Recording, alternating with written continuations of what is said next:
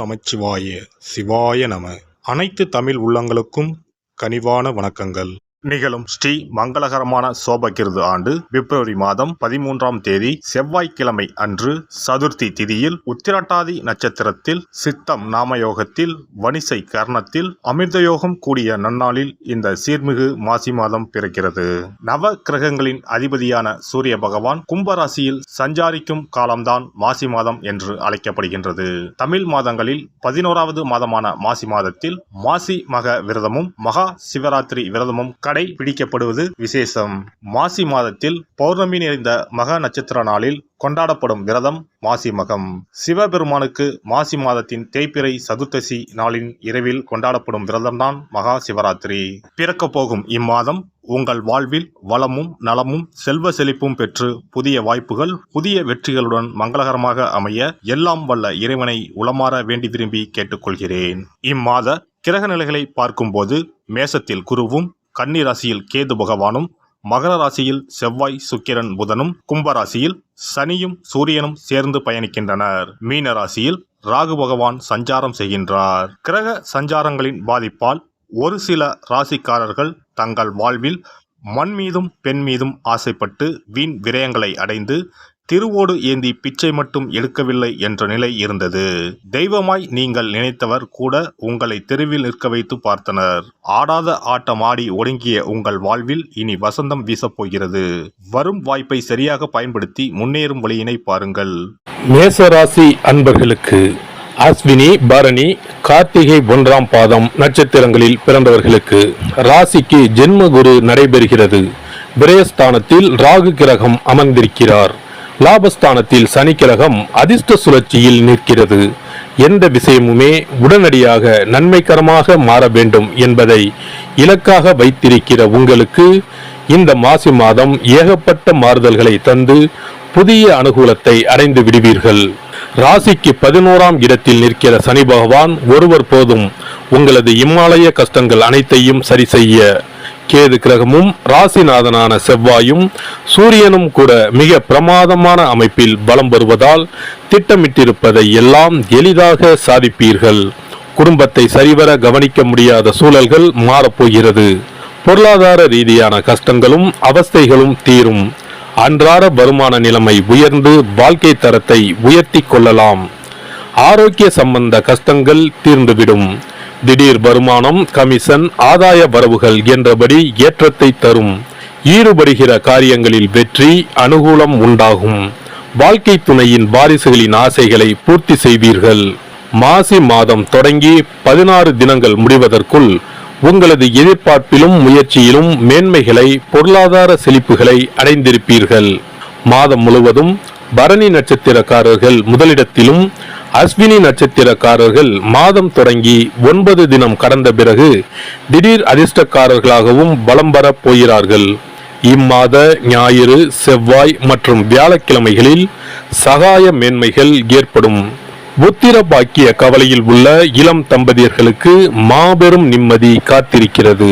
பெண்களுக்கு வாழ்க்கை துணையால் ஆச்சரியப்படும்படி ஆபரண சேர்க்கை உண்டு. குடும்ப கவலைகள் மனதை அரிக்கும். வருமானத்திற்குள் குடும்ப செலவுகளை சமாளிப்பது மிகவும் கடினமாகவே இருக்கும். விவாகமான பெண்மணிகளுக்கு கணவரின் அன்பும் ஆதரவும் குறையும். மாணவர்களுக்கு உயர்கல்வி சார்பான அனுகூலத்தை அடைந்து விடுவீர்கள். விவசாயிகளுக்கு தங்களது நிலபுலன்களுக்கு அருகாமையில் உள்ள நிலபுலன்களை வாங்க ஆர்வமாக இருப்பீர்கள். கலைஞர்களுக்கு போட்டி எதிர்ப்பு விஷயங்கள் சட்டென்று விலகப் போகிற மாதம். அரசியல்வாதிகளுக்கு கட்சி மேலிட ரீதியான சகாய அனுகூலங்களை அடைய போகிறீர்கள். கட்சியில் ஆதரவு குறையும். தலைவர்கள் உங்களை கண்டு கொள்ள மாட்டார்கள், புறக்கணிப்பார்கள். கட்சி தொண்டர் ஒருவரால் உங்களுக்கு நற்பெயருக்கு களங்கம் உண்டாகக்கூடும். தசா புத்திகள் அனுகூலம் இல்லாமல் இருப்பின் எச்சரிக்கையாக இருக்க வேண்டியது மிகவும் அவசியம். வியாபாரிகளுக்கு வர்த்தகத்துறையும் சனி பகவானின் அதிகாரத்தில்தான் உள்ளது. வியாபாரத்தில் நல்ல அபிவிருத்தியும் லாபமும் கிடைக்கும். ஏற்றுமதி துறையினருக்கு வெளிநாடுகளில் இருந்து வரவேண்டிய பாக்கிகள் வசூலாகும். புதிய விற்பனை நிலையங்கள் திறப்பதற்கும் ஏற்ற மாதம் இந்த மாசி மாதம். கலைஞர்களுக்கு வருமானம் நீடித்தாலும் எதிர்பார்க்கும் அளவிற்கு இருக்காது. கையில் இருக்கும் பணமும் வீண் செலவுகளில் விரயமாகும். திரைப்படத்துறையினருக்கு வாய்ப்புகள் குறையும். பரிகாரங்கள்: இம்மாத வியாழக்கிழமைகளில் ஸ்ரீ குரு பகவானுக்கு அபிஷேக ஆராதனை செய்து வழிபட்ட பின் ஸ்ரீ பத்ரகாளியை தொடர்ந்து வழிபடவும்.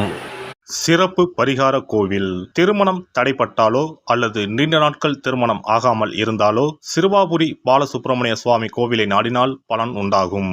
நம் பிரார்த்தனை நிறைவேற சிறுவாபுரி முருகன் கோவிலுக்கு தொடர்ந்து 6 வாரமும் ஏதாவது ஒரு கிழமையில், அதாவது 6 வாரமும் முதல் வாரம் வந்த கிழமையிலேயே தொடர்ந்து அடுத்த 5 வாரமும் வர வேண்டும். வரும் நேரமும் ஒரே மாதிரியாக இருக்க வேண்டும். காலை என்றால் ஒவ்வொரு வாரமும் காலையிலே வர வேண்டும். மாலை என்றால் ஒவ்வொரு வாரமும் மாலையிலே வர வேண்டும். திருமணம் ஆக வேண்டிய நபர் 6 வாரமும் வாரம் ஒரு நாள் என்று 6 தடவைகள் தொடர்ந்து வந்து சிறுவாபுரி பாலசுப்பிரமணிய சுவாமியை வழிபட திருமணம் விரைவில் அமையப்பெறும். திருமணம் ஆக வேண்டி ஆண்டவனிடம் பிரார்த்திக்க வருபவர்கள் வள்ளி மணவாள பெருமானுக்கு அர்ச்சனை செய்து வர வேண்டும். 6வது வாரம் 6 அர்ச்சனைக்கு உரிய பொருட்களுடன் வந்து மரகத விநாயகர், மூலவர், வள்ளி மணவாள பெருமான், அண்ணாமலையார், உண்ணாமுலையம்மை, ஆதிமூலவர் ஆகிய தெய்வங்களுக்கு அர்ச்சனை செய்ய வேண்டும். வள்ளி மணவாள பெருமாள் சன்னதியில் தரும் மாலையை திருமண மாலையாக எண்ணி அணிந்து 6 முறை ஆலயத்தை சுற்றி வர வேண்டும். பின்னர் மாலையை வீட்டிற்கு எடுத்துச் சென்று திருமணம் நடைபெறும் வரை பாதுகாத்து வணங்கி வர வேண்டும். திருமணம் முடிந்ததும் தம்பதி இத்தலம் வந்து 6 தெய்வ சந்நிதிகளுக்கும் அர்ச்சனை செய்து பழைய மாலையை கோவிலில் உள்ள மரத்தில் கட்ட வேண்டும். திருமணம் தவிர மற்ற வேண்டுதல்களான வீடு, பிள்ளைப்பேறு, செல்வம், நோய் நிவர்த்தி ஆகியவை பெற வருபவர்கள் மேற்படி முறைப்படி 6 வாரமும் மூலவர் சன்னதியில் அர்ச்சனை செய்து வர வேண்டும். 6வது வாரம் மூலவர் சன்னதியில் இருந்து பெற்ற மாலையை அணிந்து 6 முறை நம் வேண்டுதலை இறைவனிடம் முறையிட்டு வெற்றி வேண்டி ஆலயத்தை வலம் பெற வேண்டும். இத்தலத்திற்கு பிரார்த்தனை செய்து வருபவர்கள் 6 வாரமும் திருப்புகழ் பாடி இறைவனை வணங்க வேண்டும். எண்ணியது முடிக்கும் எம்பெருமானை எண்ணி நம் மனதில் நம்பிக்கையை வளர்த்து கொள்ள வேண்டும்.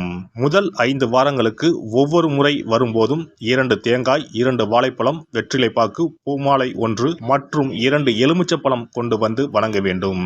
6வது வாரம் ஆண்டவனை வழிபட்டு அர்ச்சனை அல்லது அபிஷேகம் செய்ய வேண்டும். ஒவ்வொரு வாரமும் வந்து போகும்போது நம்மிடம் கொடுக்கப்பட்ட ஒரு எலுமிச்சம் பழத்தை வீட்டிலே வைத்து பூ வைத்து பூஜித்து வர வேண்டும். முதல் வார எலுமிச்சம் பழத்தை 2வது வார எலுமிச்சம் பழம் வந்தவுடன் எடுத்து கடல், கிணறு ஏதாவது ஓர் அசுத்தம் இல்லாத இடத்தில் சேர்த்துவிட்டு தற்சமயம் பெற்று வந்த பழத்தை மீண்டும் பூஜிக்க வேண்டும். இவ்வாறு 5 வாரம் செய்துவிட்டு 6வது வாரம் நாம் பெற்று வந்த பழத்தை ஈரம் படாது பாதுகாத்து நம்முடைய பிரார்த்தனை நிறைவேறும் வரை பூஜிக்க வேண்டும். இந்த பிரார்த்தனை பூஜை காலங்களில் நாம் அண்டர்பதி திருப்புகளை ஓதி வணங்க வேண்டும். நம் பிரார்த்தனை நிறைவேறியதும் சிறுவாபுரி வந்து 6 அர்ச்சனைக்கு உரிய பொருட்கள் வைத்து பால சுப்பிரமணிய சுவாமியை வணங்க வேண்டும். இங்கு உள்ள 2 முருகப்பெருமான் சன்னதிகளில் ஆதி மூலவரிடம் நம்முடைய குறைகளையும் தடைகளையும் நீக்க கோரி வணங்கி வர இன்ப வாழ்வு உண்டாகும். இத்தலத்தில் பிரார்த்தனை செய்து வருவோர்கள் முதல் வாரத்திலோ அல்லது தொடர்ந்து வரும் வாரங்களிலோ பலன் பெறுவது உண்டு. ஒருவருடைய நம்பிக்கை மிகுந்த பிரார்த்தனை அவரின் காரியத்தை மிக விரைவில் முடித்து வைக்கும்.